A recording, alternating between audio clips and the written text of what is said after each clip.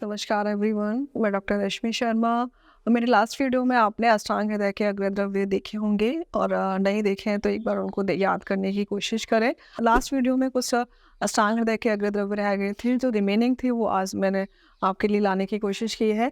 तो हमारा जो चला है अंश फलक और बाहु की पीड़ा में, ठीक है। तो यहाँ पे ये जो नेक्स्ट अग्र द्रव्य है वो दिया हुआ है कि अंश फलक और बाहु में अगर वेदना हो रही है तो आचार्य भागवत ने जिंगड़ी और सुपारी का नस्य का प्रयोग बताया हुआ है, ठीक है। गुड़म आश्चर्य खपरो नस्यात स्कंद अंश बाहुरुजा, स्कंद अंश बाहुरुजा में। अब जो नेक्स्ट अग्र द्रव्य वो बहुत इंपॉर्टेंट है, वो है हमारा नवनीत, है ना। नवनीत का प्रयोग हम गर्भिणी की मासानुमासिक परिचर्या में भी करते हैं, नवनीत की, है ना। और उसमें देखा था किस मास में दी जाती है, तो नवनीत खंड अर्दितम, यानी कि अर्दित रोग में मक्खन मिश्री का सेवन करना चाहिए। नवनीत खंड किस में? अर्दित में। और आचार्य सुश्रुत ने क्या बोला है कि 3 वर्ष पुराना अर्दित अगर वेपन के लक्षणों से युक्त है तो वो असाध्य है। क्वेश्चन आता क्या है, कितने वर्ष पुराना अर्दित असाध्य है? 3 वर्ष पुराना अर्दित असाध्य होता है और अर्दित में हम नवनीत का प्रयोग करते हैं। फिर उदर रोगों के लिए क्या बोला है? ओष्ट्र, मूत्र और पय, है। ओष्ट्र का मूत्र और पय दोनों। उदर रोगों में ओष्ट्र यानी कि उठनी के मूत्र और दुग्ध का प्रयोग करना चाहिए, ठीक है। नेक्स्ट हमारा अग्र द्रव्य है नस्य मूर्ध विकाराना। मूर्धा के विकारों में हमें क्या कराना है? मूर्धा यानी कि सिर के विकारों में हमें नस्य कराना चाहिए, क्योंकि हमें सिर तक पहुंचना है तो हम नासा के थ्रू पहुंचेंगे। नासा ही सिरसो द्वारम, नासा ही सिरसो द्वारम, ये वानभट्ट ने कहा है। और चरक ने क्या कहा है? द्वारम ही सिरसो नासा। ये कहाँ दिया हुआ है चरक वाला? चरक संहिता सिद्धि स्थान 9th चैप्टर में, ठीक है। तो नस्य यानी कि मूर्धा के विकारों में हम क्या करेंगे? नस्य देंगे। शिरो रोगों में नस्य कर्म कराया जाता है। विद्युति अचिरोत्थित, है ना। और विद्युति अचिरोत्थित यानी कि आम विद्युति में अचिरोत्थित वर्ड, है ना, बहुत पुरानी नहीं है ना। तो उसमें हम क्या करेंगे? रक्तश्रावण। दोषों के अनुसार रक्तश्रावण आपको पता ही है, वातस पित्तस कफस। वातस में शंख के द्वारा करते हैं, पित्तस अगर दोष है तो जलोका के द्वारा करते हैं, कफस में करेंगे तो हम अराबू के द्वारा करेंगे। इसके बाद है नस्य और कवल, है ना। नस्य कवल एक साथ ले लिए। मुख रोगों के लिए हम क्या जाएंगे? मुख रोगों के लिए हम नस्य और कवल पे जाएंगे। मुख रोगों में नस्य कवल और गंडूष धारण यानी कि नस्य कवल। श्लोक में यही दिया हुआ है, नस्य कवलम मुख जानो, नस्य और कवल, ठीक है। और नेत्र रोगों के लिए कहाँ जाएंगे? नस्य भी है, अंजन भी है, तर्पण भी है। आपको पता है अंजन तर्पण ये दोनों नेत्र के लिए यूज होते हैं, है ना। तो क्रियाकल्प के अंग है नस्य अंजनम तर्पणम नेत्र रुजा। वृद्धत्व शीर्घत है, ये जामनगर सबसे पहली बार ये क्वेश्चन आया था, जामनगर 06 में आया था, अब तो बहुत बार रिपीट हो चुका है।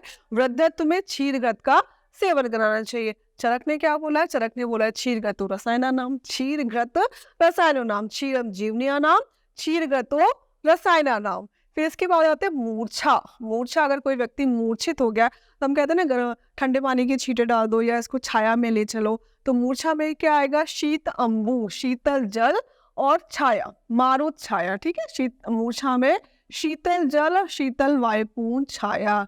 ये हिंदी आपके सामने इसलिए लिखी हुई है क्योंकि एक बार वो श्लोक पढ़ने के बाद आपको हिंदी पढ़ना है, फिर बार बार हमें इसी वर्ड पे फोकस करना है, वो हमें याद हो जाएगा। मूर्छा, शीताम्बु, मारुत छाया। अब हम शीतल जल लेंगे हम मूर्छा में, क्योंकि इसमें किस दोष की अधिकता होती है? मूर्छा में किस दोष, कौन सा शारीरिक दोष होता है? पित्त होता है। मानसिक दोष होता है वो तम होता है। मूर्छा पित्ततम प्राय। मूर्छा क्या होती है? पित्त और तम।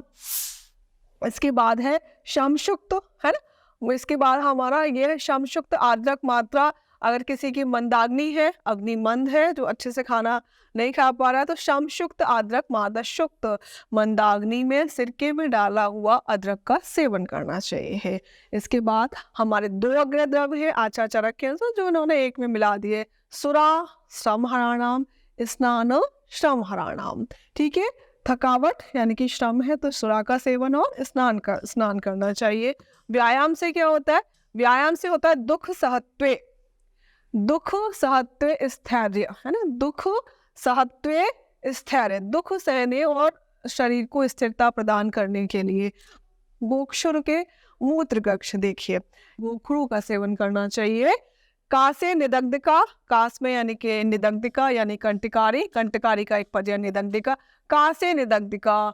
मूत्र कक्ष में गोक्षरू बताया है। पार्श्व में क्या बताइए, पुष्कर जटा, पुष्कर जटा यानी कि पुष्कर मूल। और आचार्य चरक ने भी पुष्कर मूल के लिए क्या कहा है, हिक्का श्वासकाश पार्श्व हराणाम, हिक्का श्वासकाश और पार्श्व भी ऐड किया। इन्होंने सिर्फ पुष्कर मूल के लिए यहाँ पे पार्श्व बताया है। वयस्थ स्थापना धात्री, धात्री यानी कि आमल की, आमल का वयस्थ स्थापना नाम चरक का है ये, और इन धात्री क्योंकि धात्री और आमल की पर्याय है तो वय का स्थापन करती है। त्रिफला और गुग्गुलु व्रण में, व्रण के लिए इन्होंने क्या बोला है, त्रिफला गुग्गुले व्रणे, व्रण में त्रिफला और गुग्गुलु का सेवन हो गया। दूसरा वाला ये हमें पता है। वस्ती, वस्ती जो होती है वात विकारों के लिए होती है।